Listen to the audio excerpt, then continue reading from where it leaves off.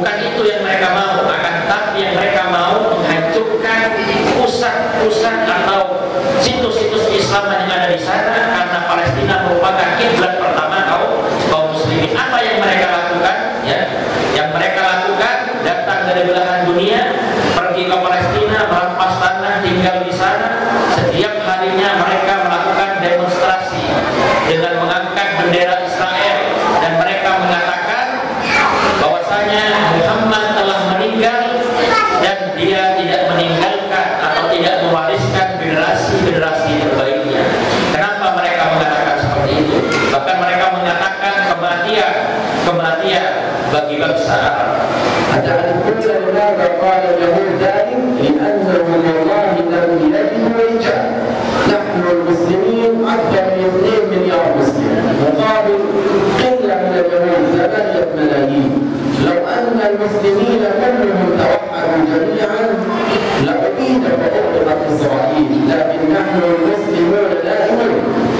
Ya, akan tetapi apa yang fakta yang terjadi?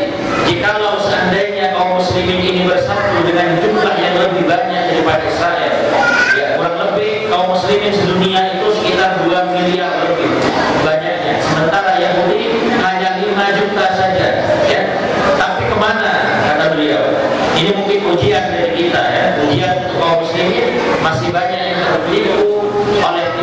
terpengaruh oleh tipuan Zionis Israel. Lanatullah alaihi. أتعرفون ماذا فعل اليهود بأهلهم في غزة؟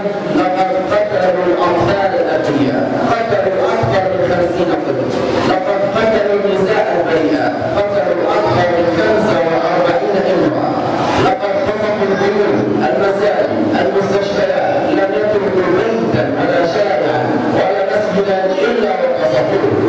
Segala cara yang dilakukan oleh Zionis Israel untuk menghancurkan situs-situs Islam yang ada di sana. Mereka tidak peduli apa yang mereka serah itu. Baik itu anak-anak, ibu-ibu, semuanya mereka serah. Tempat-tempat ibadah, semua mereka serah demi ingin menghancurkan dan mengusir kaum muslimin yang ada di Palestina. Tapi kaum muslim di sana luar biasa pertahanannya. Ya, segala apa yang bisa mereka berikan untuk Al-Aqsa mereka lakukan, tidak takut. نعم، أتعرفون القطعة الوحيدة التي إلى الآن تقف وتواجه اليهود وتدافع عن المسجد الأقصى المبارك؟ إنها غزة الصغيرة الفقيرة المحاصرة، هي التي الآن تقف وتدافع وتدافع عن المسلمين في الدفاع عن المسجد الأقصى. Satu-satunya wilayah di Palestina yang menjadi perwakilan umat muslim sedunia dalam mempertahankan kotanya, yaitu kota Gaza. Kota Gaza ini terletak di bagian timur Palestina, yang mana kalau kita lihat di peta itu tidak nampak saking kecilnya. Tapi wilayah yang kecil ini penduduknya sangat kokoh, bahkan menjadi benteng pertahanan pertama dalam melawan Israel. Dan perlu diketahui, sampai detik ini Israel tidak berhasil masuk ke kota Gaza. Mereka takut, makanya Gaza sekarang ditembok. Mereka takut akan serangan-serangan mujahidin, yaitu Hamas yang selalu melawan Israel. Ya, itu satu-satunya kota yang menjadi benteng pertahanan Palestina dan menjadi perwakilan kaum muslimin seluruh dunia, itu adalah kota Gaza. وإخوانكم في فلسطين صابرون وراهبون ومحتسبون أن تسمعوا تلك المرأة الفلسطينية استشهد لها 3 من أبنائها، فوقفت صابرة محتسبة وقالت أنا وأبنائي كلنا فداء من أجل المسجد الأقصى. Ya, akan tetapi kaum muslimin yang ada di sana menganggap tanah Palestina, tanah Gaza itu adalah ladang jihad kita, sehingga segala bentuk apapun, segala apa yang terjadi di sana, mereka tetap kokoh, tidak akan mundur walaupun selangkah, kata beliau. Apa yang mereka lakukan di sana, prinsip apa yang mereka tanamkan sehingga mereka tetap sabar untuk melawan dari Israel.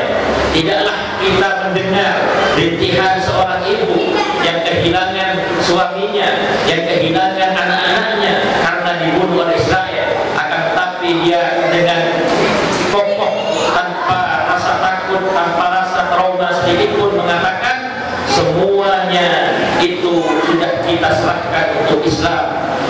Rumahku, hartaku, anakku, bahkan keluargaku, bahkan jiwa ragaku sudah kita wakafkan, sudah kita korbankan untuk Al-Aqsa. Begitulah prinsip kaum muslimin yang ada di Palestina, khususnya di kota Gaza.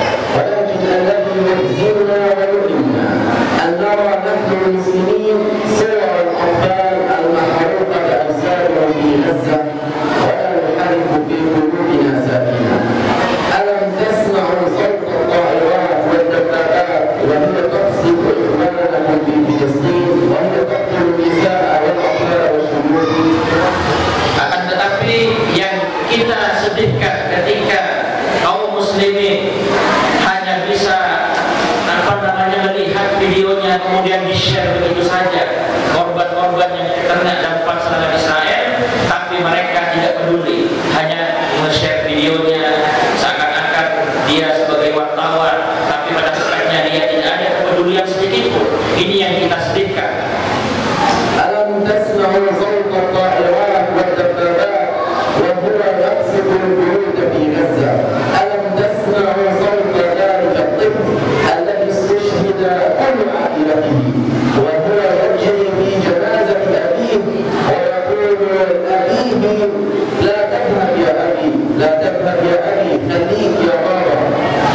Tidaklah kita melihat bagaimana Yahudi menyerang kota Gaza dengan rudal-rudal mereka arahkan ke bawah, dan dampaknya bukan hanya masjid atau rumah-rumah, akan tapi keluarga-keluarga banyak yang hilang ya. Tidaklah kita mendengar ketika seorang anak ditinggalkan oleh keluarganya karena terbunuh oleh orang Yahudi. Mereka merintih kesakitan, mereka mengatakan kepada bapaknya yang mati syahid, jangan pergi wahai ayahku, jangan pergi. Itulah kondisi sampai detik ini yang ada di kota Gaza. Alam tasma'u sawta tilka al-fata allati kanat tantabiru ursaha illa annahu qadra ursiha biyawmin istushhida khatibuha. Tidaklah kita bayangkan di Palestina itu menjelang pernikahan tiba-tiba salah satu dari pasangannya itu mati syahid. Itu sudah banyak di sana. Ya. Alam tasma'u sawta dhalika at-tifl alladhi akhrajuhu min tahti al-anqar ba'da an qama al-yahud biqasdi hadha al-bayt. Istushhida kullu man fil bayt 30 shakhs istushhidu wa baqiya tiflun saghir 'umruhu shahrun aw shahrayn. Akhrajuhu والدخان والقول على رأسه ووجهه وهو يبكي ولا يعرف أنه فقد أباه وأمه وكل ما يملك. Jangan kita bayangkan ketika ada seorang bayi yang selamat dari runtuhan bangunan, dia menangis dan dia tidak mengetahui kalau keluarganya sudah mati syahid terbunuh oleh orang Yahudi. أخبروني متى نغضب من أجل المسجد الأقصى المبارك؟ عندما تهدم مساجدنا لقد هدمت مساجدنا، عندما تقتل نساؤنا لقد قتلت نساؤنا، عندما يقتل أطفالنا لقد قتل أطفالنا، عندما تدنس كرامتنا لقد تيست كرامتنا. Kapan kita bisa memberikan pengorbanan kita terbaik untuk Islam ketika masjid yang merupakan simbol kaum muslimin itu dihinakan, maka pada hakikatnya kita sudah dihinakan juga.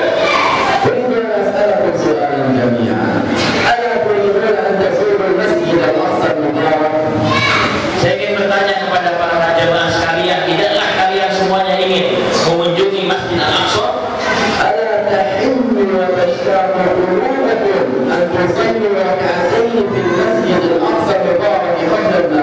Tidaklah kalian rindu ingin mengunjungi Masjid Al-Aqsa, sholat 2 rakaat di dalamnya sebelum wafat?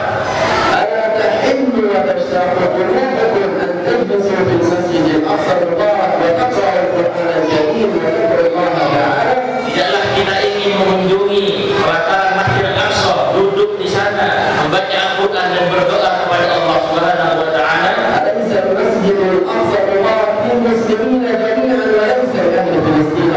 Tidak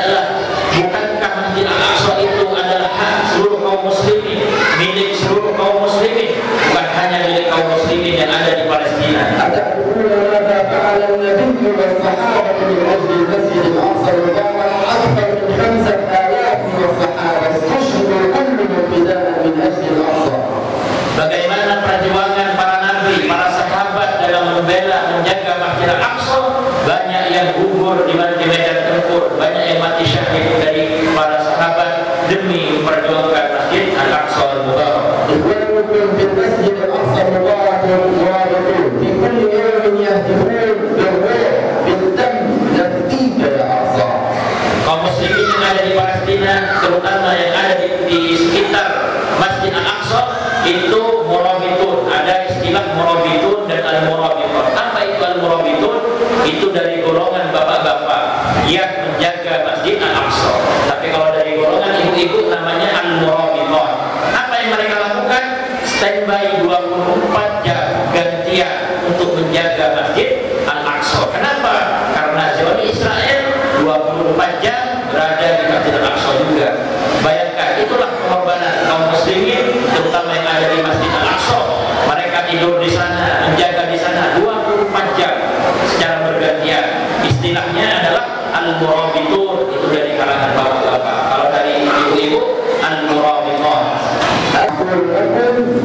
المسجد الأقصى المبارك في خطر. المسجد الأقصى المبارك يبكي ويصرخ ويئن في كل يوم. أتعلمون لماذا؟ Jika kalian semuanya, bapak-bapak, ibu-ibu, menanyakan tentang kondisi Masjid Al-Aqsa, maka beliau menjawab tadi, Masjid Al-Aqsa sampai detik ini dalam penindasan, intimidasi orang Yahudi. Setiap harinya Masjid Al-Aqsa itu merintih kesakitan, bahkan berteriak, kemana kaum muslimin, kemana kaum muslimin, kemana pejuang-pejuang Islam? Saya sekarang dihinakan oleh orang Yahudi, kemana kalian semuanya? Kenapa itu bisa terjadi? لأن اليهود عليهم لعنة الله في كل يوم يدخلون ويقتحمون المسجد الأقصى المبارك بأحذيتهم النجسة، بل إنهم يدخلون يرقصون ويغنون، بل ويحملون زجاجات الخمر ويشربون الخمر في ساحات المسجد الأقصى المبارك، بل إنهم في كل يوم يعتقلوا النساء والأطفال والشيوخ ويمنع المصلين من الصلاة في المسجد الأقصى.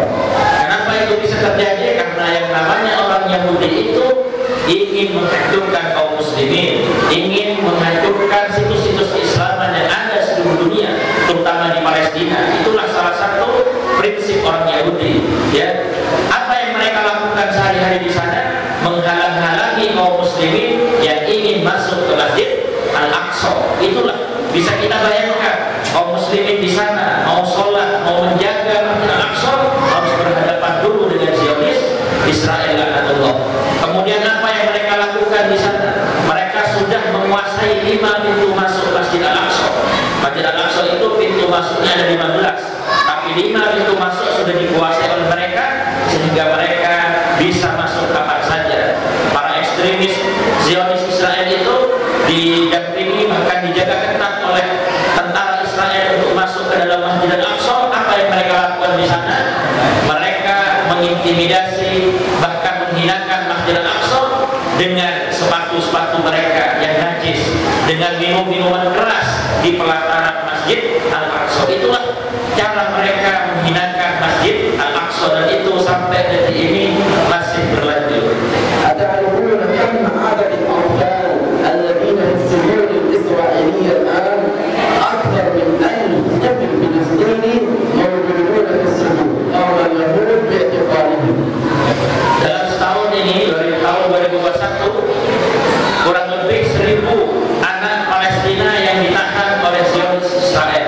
Ini baru anak-anak, belum kalangan ulama-ulama, ibu-ibu, bapak-bapak. Ini baru kalangan anak-anak. Dalam setahun ini kurang lebih 1000 anak-anak yang ditahan oleh Zionis Israel.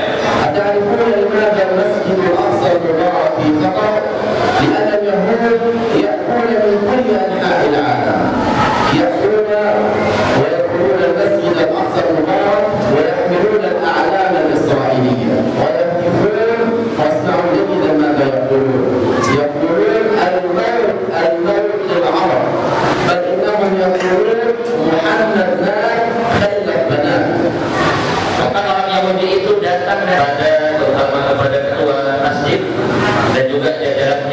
dan juga para kepala desa. Kalau di sini nagari, wali nagari. Mohon maaf saya dari Jawa, wali nagari ya.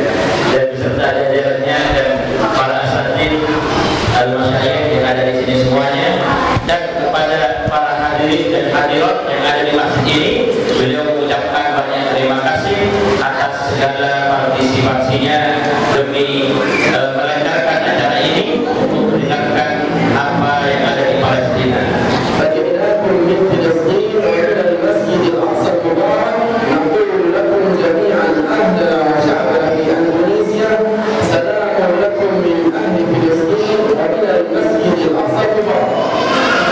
Kemudian yang kedua, beliau menyampaikan salam ya, menyampaikan salam rakyat Palestina yang ada di sana kepada kita semuanya, masyarakat Indonesia ya, yang mana salam yang mereka titipkan kepada beliau adalah salam ukhuwah Islamiyah, salam persaudaraan seiman, seislam, seakidah.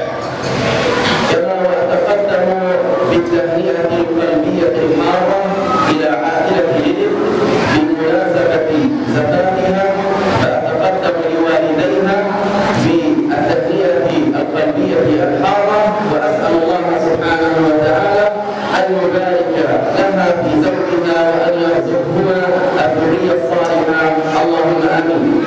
Kemudian doa khusus untuk keluarga Ukhti Lili ya, yang mana beliau alhamdulillah diundang ke walimahnya. Beliau berdoakan semoga diberikan dijadikan keluarga yang sakinah, mawaddah dan rahmah, dan juga semoga diberi karuniai dengan keturunan yang soleh dan solehah. Amin ya rabbal alamin. خير بداية نبدأ به مجلسنا آيات من القرآن الكريم. قال الله تعالى: الذين آمنوا وتطمئن قلوبهم بذكر الله، ألا بذكر الله تطمئن القلوب، إن الله وملائكته يصلون على النبي، يا أيها الذين آمنوا صلوا عليه وسلموا تسليما. فلنعطر أسماعنا ومجلسنا بالصلاة على النبي محمد صلى الله عليه وسلم. Ya, beliau barusan mengutip sebuah ayat yang mana ayat ini menjelaskan bahwasanya jika kita ingin tentram, jika kita ingin tenang, maka solusinya satu, apa itu? Zikrullah. Apa tadi? Zikrullah, mengingat Allah. Dengan apa? Dengan baca tahlil, tasbih, tahmid, tentunya juga diiringi dengan sholawat, karena pada hakikatnya Allah beserta malaikat itu juga bersolawat kepada Nabi, maka kita diperintahkan untuk bersolawat kepada Nabi sebagaimana beliau barusan bersikir ya. Jadi kita setiap majelis-majelis kita harus mulai dengan zikrullah dan juga dimulai dengan sholawat kepada Rasulullah sallallahu alaihi wasallam. سأتحدث إليكم في هذه الدقائق القليلة عن موضوع مهم جدا جدا جدا، بل هو أهم موضوع يشغل الأمة الإسلامية جمعاء الآن. Pada kesempatan yang sangat singkat ini, izinkan saya menjelaskan tentang sebuah tema yang mana tema kita pada malam hari ini merupakan paling pentingnya tema yang harus kita bahas, paling pentingnya bahkan paling afdolnya tema yang harus kita ketahui semuanya sebagai kaum muslimin. فإن هذا الموضوع قد ذكره الله تعالى في القرآن الكريم. قال تعالى: سبحان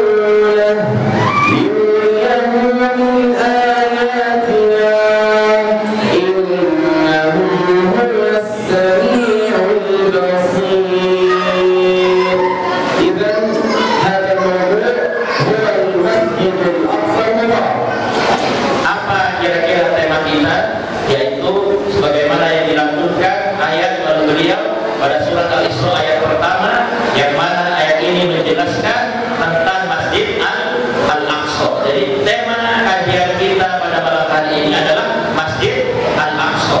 Apa itu Masjid Al-Aqsa? Dalam ayat ini dijelaskan bahwasanya Masjid Al-Aqsa itu bukan sembarang tempat. Allah memberikan keberkahan di dalamnya, bahkan sekeliling daripada Masjid Al-Aqsa, yaitu Palestina. Bahkan orang yang tinggal di dalamnya yang ikhlas berjuang untuk membela agama juga mendapatkan akan keberkahannya, ya. Dan juga ayat ini menjelaskan bahwasanya Masjid Al-Aqsa itu adalah kiblat pertama kaum muslimin, tempat diberangkatkannya Rasulullah dari Masjid Al-Aqsa ke Sidratul Muntaha pada peristiwa Isra wal Mi'raj. كثير من المسلمين يا شيخ الدين لا يعلم شيئا عن المسجد الأقصى المبارك، بل كثير من المسلمين يعتقد أن المسجد الأقصى المبارك هو ملك للفلسطينيين، وهذا خطأ كبير. فالمسجد الأقصى المبارك هو أول قبلة للمسلمين، وهو مسجد النبي محمد صلى الله عليه وسلم، وفيه صلى كل الأنبياء. Ya, kata beliau, kenapa saya bilang ini adalah tema yang sangat penting, yang sangat istimewa, yang harus kita bahas, yang harus diketahui oleh seluruh kaum muslimin, ya. Karena masih banyak daripada kaum muslimin yang masih tidak mengetahui apa itu Masjid Al-Aqsa. Bahkan banyak dari mereka yang menganggap Masjid Al-Aqsa ini ya merupakan masjid pada umumnya. Akan tapi beliau katakan itu salah semuanya, bahwasanya Masjid Al-Aqsa itu adalah bukan sembarang tempat. Masjid Al-Aqsa itu merupakan kiblat pertama kaum muslimin. Sebelum kita berkiblat ke Ka'bah, kiblat kita yang pertama yaitu Masjid Al-Aqsa. Bahkan kata beliau, masih banyak dari kaum muslimin yang seakan-akan Masjid Al-Aqsa itu milik kaum muslimin yang ada di Palestina saja. Nah, itu merupakan kesalahan besar. Masjid Al-Aqsa itu adalah hak seluruh kaum muslimin seluruh dunia, termasuk kita semua yang hadir di masjid ini. Itu adalah masjid kita semuanya, kiblat pertama kita semuanya. Amin. ثم أتقدم بالشكر الجزيل إلى رئيس هذا المسجد وإلى إدارة هذا المسجد وإلى العاملين على تنظيم هذا اللقاء.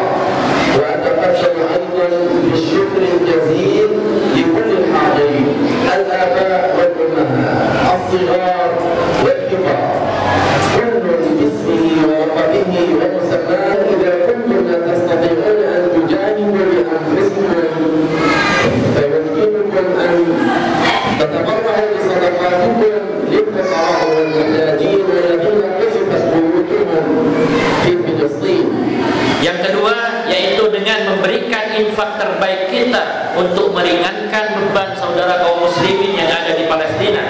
Jika rumah-rumah mereka hancur lebur dibom oleh Israel, maka kewajiban kita sebagai benteng pertahanan kedua memberikan fasilitas terbaik untuk mereka. Kita bangun kembali rumah-rumah mereka. Kita bantu fuqara masakin yang ada di sana. Kita bantu para anak-anak yatim yang ada di sana. Inilah kunci yang kedua untuk kita bisa membela Masjid Al-Aqsa dengan memberikan infak terbaik kita. Kita niatkan untuk meringankan beban kaum muslimin yang ada di Palestina, khususnya di jalur Gaza.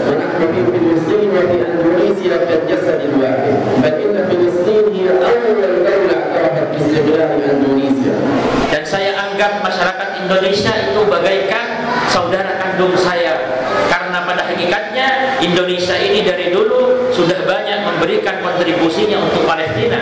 Bahkan Palestina lah yang mendeklarasikan akan kemerdekaan Indonesia. Jadi satu-satunya negara, pertama kali negara yang menyerukan, mendeklarasikan akan kemerdekaan Indonesia pada waktu itu adalah negara Palestina. عندنا في غزة هنالك مستشفى اسمها مساكن أندونيسيا، المستشفى الأندونيسي. قام إخواننا في أندونيسيا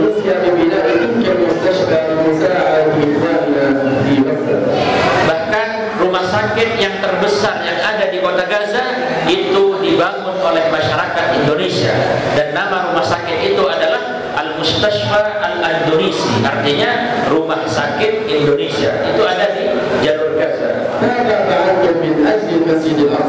Kira-kira apa yang bisa kita berikan, apa yang bisa kita korbankan untuk berkhidmat terhadap Al-Aqsa, jika kaum muslimin di Palestina setiap harinya mengorbankan bukan hanya harta atau hanya rumahnya saja, kan, tapi mereka sudah mewakafkan dirinya untuk Al-Aqsa. Itulah perbedaannya kaum muslimin yang ada di sana dan yang ada di luar Palestina. Ini harus menjadi renungan kita semuanya. Apa yang sampai detik ini, apa yang bisa kita berikan untuk Al-Aqsa. Lidzalika ja'alnakum min Filastin yudhakkirukum wa yaqulu lakum la tansaw al-masjid al-aqsa al-mubarak wa ikhwanakum fi Filastin min du'aikum da'iman fi salatina nad'u Allahumma harrir al-masjid al-aqsa min al-yahud Allahumma ansur ahla Filastin da'iman fi salatina nad'u. Maka dari itu kedatangan kami ke sini untuk mengingatkan kita semuanya, terutama diri kita, terutama diri saya pribadi, untuk mengajak. Saya mau jawaban. Ada jawaban?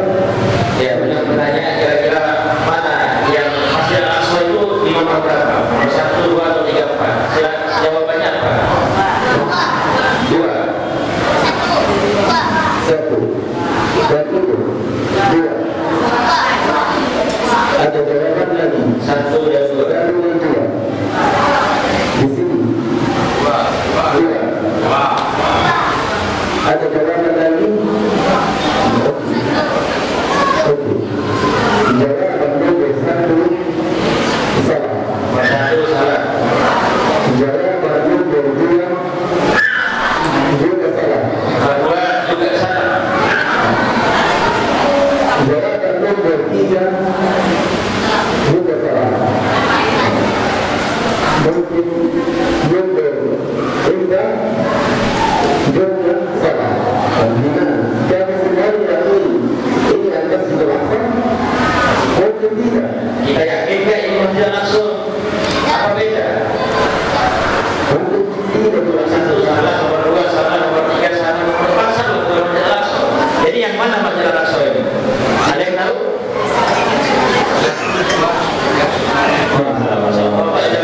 Masjid Al-Aqsa adalah nomor 1, 2, 3, dan 4. المسجد الأقصى المبارك هو عبارة عن كل هذه القطعة المستقلة التي تدور الأقصى الحجاز. كلها هذه شيء يطلق عليها المسجد الأقصى المبارك. Jadi yang disebut dengan Masjid Al-Aqsa itu adalah yang tembok ini, yang persegi 4, yang digaris hijau, itu semua adalah komplek Masjid Al-Aqsa.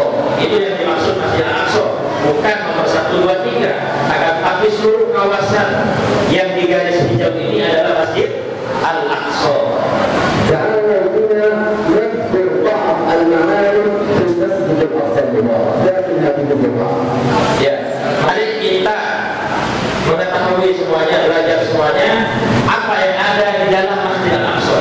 Di dalam Masjid Al-Aqsa itu banyak situs-situs keislaman. Berapa lebih kami sini? Tapi bagian saya Ma'alim, yang saya Ma'alim, ya.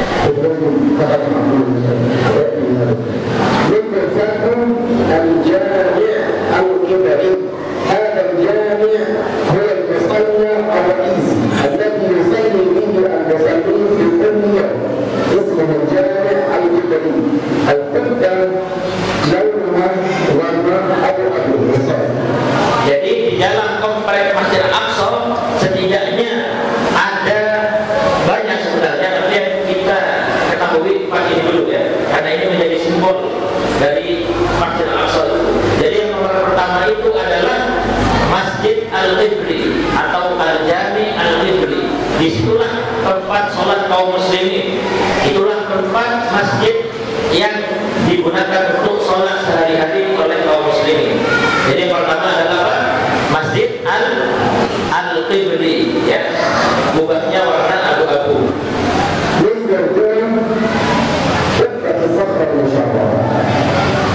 كثير من المسلمين يعتقد أن المسجد الأقصى المبارك هو ركن القبلة، وهذا